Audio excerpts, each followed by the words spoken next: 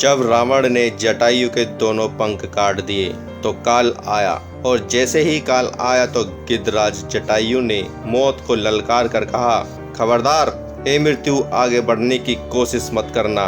मैं मृत्यु को स्वीकार तो करूंगा, लेकिन तू मुझे तब तक नहीं छू सकती जब तक मैं सीता जी की शुद्धि प्रभु श्री राम को नहीं सुना देता। मौत उन्हें छू नहीं पा रही है, कांप रही है खड़ी होकर। मौत तब तक खड़ी रही, कांपती रही। यही इच्छा मृत्यु का वरदान जटायु को मिला। किंतु महाभारत के भीष्म पितामह 6 महीने तक बाणों की सैया पर लेट करके मौत का इंतजार करते रहे। आंखों में आंसू थे, रो रहे थे। भगवान मन ही मन मुस्कुरा रहे थे। कितना अलौकिक है यह दृश्य। रामायण में जटायु भगवान की गोद रूपी सैया पर लेटे हैं, प्रभु श्री राम रो रहे हैं और जटायु हंस रहे हैं। वहाँ महाभारत में भीष्म पितामह रो रहे हैं और भगवान श्री कृष्ण हंस रहे हैं। भिन्नता प्रतीत हो रही है न कि नहीं?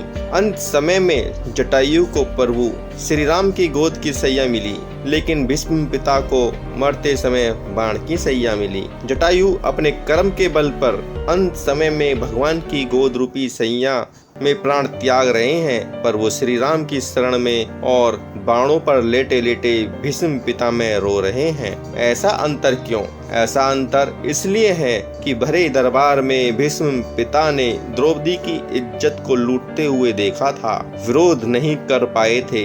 दुशासन को ललकार देते, दुर्योधन को ललकार देते, लेकिन द्रौपदी रोती रही, बिलखती रही, चीखती रही, चिल्लाती रही, लेकिन भीष्म पितामह सिर झुकाए बैठे रहे, नारी की रक्षा नहीं कर पाए। उसका परिणाम यह निकला कि इच्छा मृत्यु का वरदान पाने पर भी बाणों की सैया मिली और जटायु ने नारी का सम्मान किया, अपने प्राणों की आहुति दे दी, तो मरते समय भगवान श्री राम की गोद की सैया मिली।